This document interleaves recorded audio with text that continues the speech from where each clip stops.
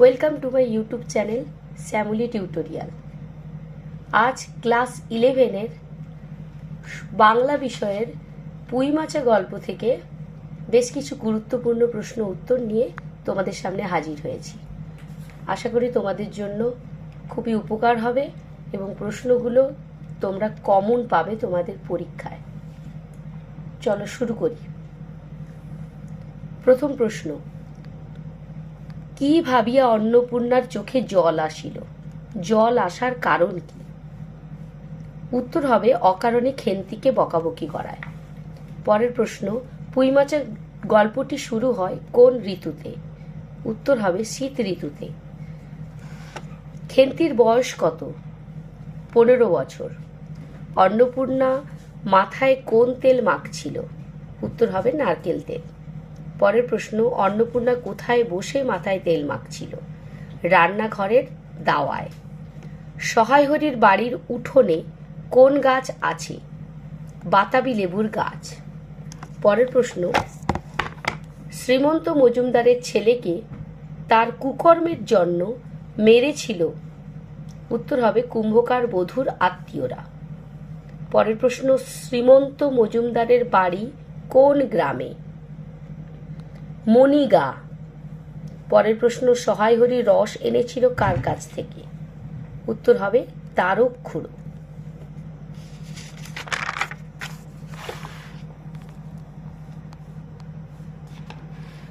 এর পরের প্রশ্ন, পুঁই মাচা গল্পটি কোন গ্রন্থের অন্তর্গত?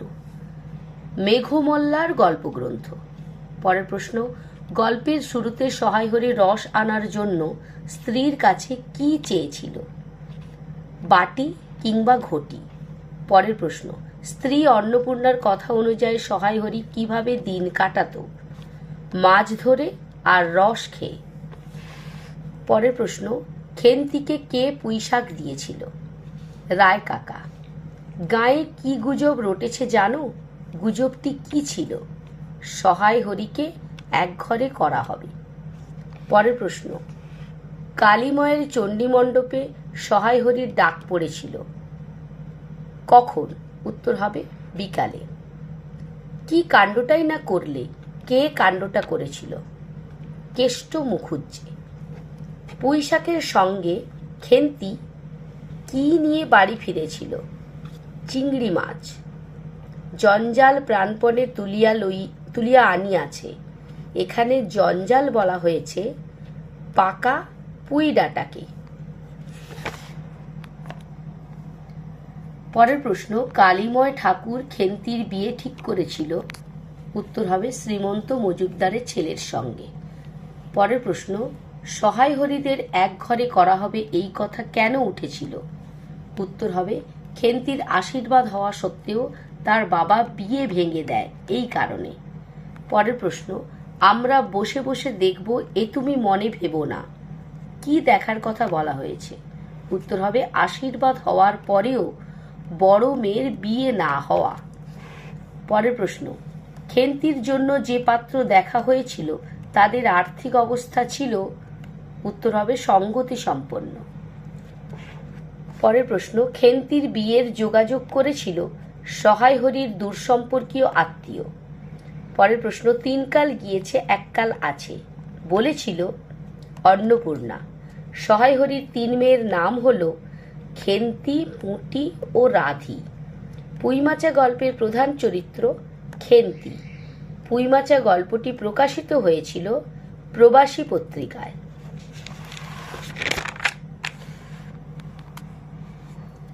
পরের প্রশ্ন, খেন্তির পিতা সহায়হরি কোথায় ঘুরে বেড়ায়? বাগদি দুলে পাড়ায়। কোন মাসে খেন্তির বিয়ে হয়? বৈশাখ মাসে। সহায়হরির কথা অনুসারে কে মেটে আলু চাষ করেছে? ময়সা চৌকিদার। শ্রীমন্ত মজুমদারের ছেলে জমিতে কি চাষ করেছিল? আমন ধান।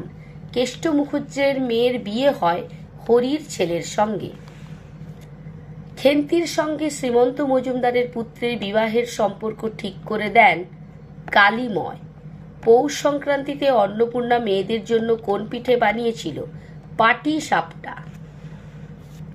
মুখুজ্জে বাড়ি থেকে অন্নপূর্ণার ডাক পড়েছিল নবান্ন মাখা এবং ইতুর ঘটগুলো বার করার জন্য আমড়া গাছের ডালে ডালে ঘুরে বেড়াচ্ছিল একটা ল্যাজঝোলা হলদে পাখি। পরের প্রশ্ন, খেন্তি উঠোনের রৌদ্রে বসে যা করছিল? উত্তর হবে খোপা খুলছিল। সহায় হরি ঘাড়ে করে এনেছিল মেটে আলু। শীতের সকালে খেন্তিকে দেখা যায় মুখুজ্জেদের বাড়ি থেকে গোবর কুড়িয়ে আনছে। সহায় হরি খেন্তির জন্য জামা কিনেছিলেন শ্যামপুরের রথের মেলা থেকে।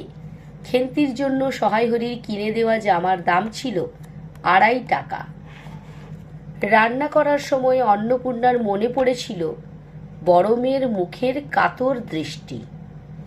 বাকিগুলো কুড়ানো যায় না, কুড়োতে না পারার কারণ কি? ডোবার ধারে ছাই গাদায় ফেলে দেওয়া হয়েছে। পরের প্রশ্ন, খেন্তি মায়ের কাছে আবদার করে অর্ধেক পুঁইশাক খেতে চেয়েছিল, কবে? উত্তর হবে অরন্ধনের আগের দিন। খেন্তির বিবাহ স্থির হওয়া পাত্রের বয়স ছিল 40 বছরের বেশি নয়।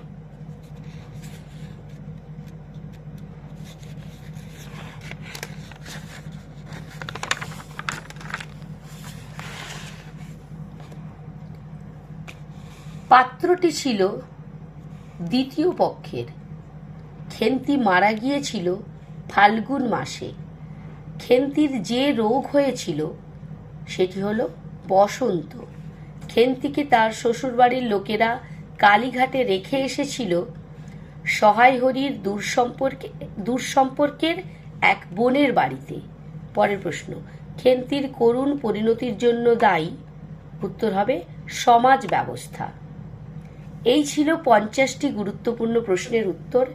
এর পরের ভিডিওতে আমি আরও কিছু এই পুঁইমাচা গল্প থেকে ইম্পর্টেন্ট প্রশ্ন উত্তর তোমাদের জন্য রেডি করে দেব। আশা করি এগুলোর ভিতর থেকেই তোমরা তোমাদের স্কুলের প্রশ্ন কমন পেয়ে যাবে। আজকে ভিডিওটি এখানেই শেষ করছি। ভালো লাগলে লাইক ও কমেন্টস করো, আর যারা আমার চ্যানেলে নতুন তারা চ্যানেলটি সাবস্ক্রাইব করে বেল আইকনটি প্রেস করে দিও। Tata, bye bye.